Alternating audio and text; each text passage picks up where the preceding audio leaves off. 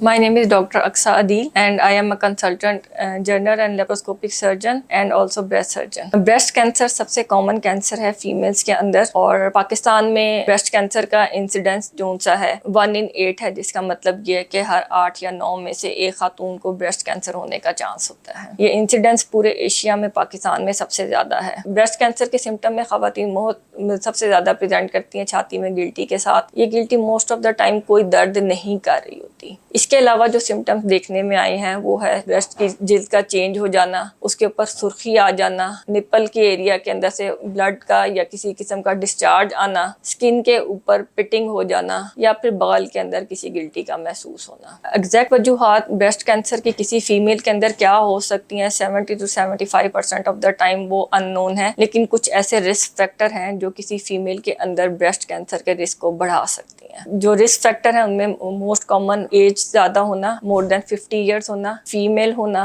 Family history breast cancer की होना, personal history किसी भी कैंसर की होना, बचपन में या यंग एज के अंदर किसी तरह का रेडिएशन एक्सपोजर होना। ये वो वजूहात हैं जो बहुत देखने में आई हैं जो किसी भी फीमेल के अंदर ब्रेस्ट कैंसर के रिस्क को बढ़ा सकती हैं। मोस्ट ऑफ द टाइम जो आपके जेनेटिक फैक्टर्स होते हैं वो 15 to 10% केसेस के अंदर ब्रेस्ट कैंसर करते हैं और उसमें से भी कुछ खास जीन्स होती हैं जो ब्रेस्ट कैंसर करने का रोल अदा करती हैं। आम खवातीन के अंदर मोस्ट ऑफ द टाइम ये जेनेटिक चेंजेस नहीं होती और जितनी फीमेल्स हमारे पास प्रेजेंट करती हैं उनके अंदर यूजली फैमिली हिस्ट्री भी ब्रेस्ट कैंसर की पॉजिटिव नहीं होती। ब्रेस्ट कैंसर के आउटकम बहुत अच्छे हो जाते हैं अगर इसको अर्ली डिटेक्ट कर लिया जाए और इसको अर्ली ट्रीट कर लिया जाए। अर्ली डिटेक्शन किस तरह की जा सकती है? अर्ली डिटेक्शन सारी दुनिया के अंदर अर्ली डिटेक्शन के लिए एडवाइस किया जाता है कि फीमेल्स जो होती हैं वो मेमोग्राम को ऑप्ट करें। मेमोग्राम एक ऐसी इन्वेस्टिगेशन है जो ब्रेस्ट लंप या किसी भी कैंसरस लंप को उस टाइम पे डायग्नोज कर सकती है या आइडेंटिफाई कर सकते हैं जब इवन पेशेंट को सिम्टम भी नहीं होते। तो इंटरनेशनल रिकमेंडेशन यही होती है कि 50 ईयर्स की एज के बाद सारी खवातीन को अपना एक बेसलाइन मेमोग्राम करा लेना चाहिए।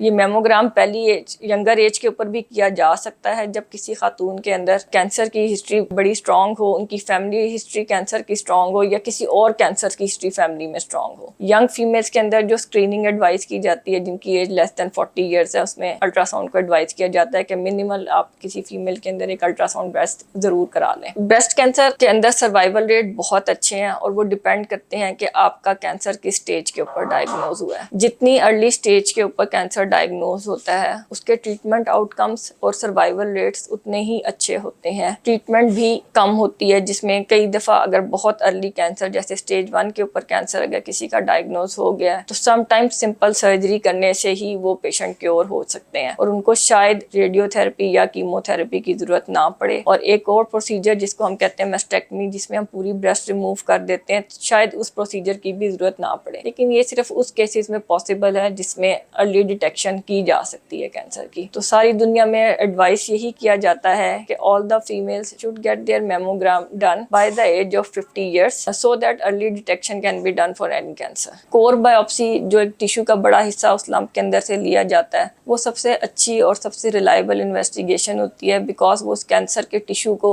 डायग्नोज करने में हेल्प करती है और ये बताने में हेल्प करती है कि ये किस तरह का छाती के अंदर का कैंसर है। जब एक ब्रेस्ट कैंसर के डायग्नोसिस बन जाती है तो हमने ये देखना होता है कि क्या ये सिर्फ छाती तक ही महदूद है या जिस्म के किसी और हिस्से में भी गया हुआ है। तो जब आपने ये देखना हो कि जिस्म के किसी और हिस्से में भी गया हुआ है तब सीटी स्कैन और बोन स्कैन एडवाइस किए जाते हैं। क्लिनिकल मुआयने के बाद, इन रेडियोलॉजिकल टेस्ट के बाद और बायोप्सी के बाद एक फुल पिक्चर पेशेंट की बनती है और शो करती है कि पेशेंट की स्टेज ऑफ कैंसर क्या है। क्या वो स्टेज 1 यानी वेरी अर्ली है, स्टेज 2 या 3 है या स्टेज 4 है। इन चारों चीज़ों के टेस्टों के बाद ही आप ये किसी पेशेंट को बता सकते हैं कि उसकी स्टेज क्या है और उसको किस तरह की ट्रीटमेंट चाहिए। जिस तरह पहले बताया कि जो स्टेज 1 है अर्ली डिटेक्शन है उसके अंदर ट्रीटमेंट लिमिटेड है, बहुत ज़्यादा बड़ी सर्जरी करने की ज़रूरत नहीं पड़ती और most of the time patient को रेडियोथेरेपी या कीमोथेरेपी से बचाया जा सकता है। जिस तरह ट्रीटमेंट स्टेज एडवांस होती जाती है उसी तरह ट्रीटमेंट्स जो होती हैं वो उसके